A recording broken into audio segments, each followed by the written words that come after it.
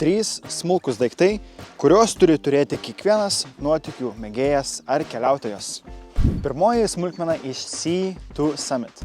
Šampūnas, rankų muilas ir skalbiklis. Kaip matot, visi šie 3 daiktai telpa į mano kišenę ir jie yra lapelių forma. Taip, 50 lapelių, jokio daugiau skysčio, jokių išsiliejimų jūsų bagaže, jokio papildomo svorio.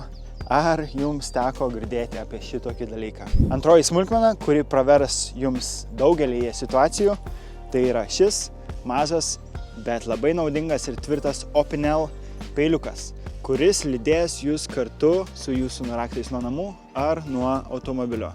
Šis peiliukas jums tikrai pravers situacijose, tokiose, pavyzdžiui, kai reikia atplėšti pakuotę, kuriai siuntėjas panaudojo tikrai per daug lipnios juostos. Ir kodėl?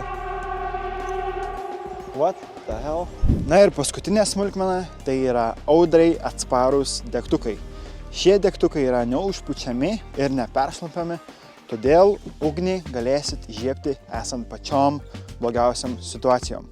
Manau, jog šie degtukai turėtų būti kiekvieno užkietėjusio stovyklautojo ir kelionių mėgėjo inventoriuje. Na, o toliau pasidalinkit jūs komentaruose, kuri iš šių 3 smulkmenų jūsų manimų yra pati naudingiausia.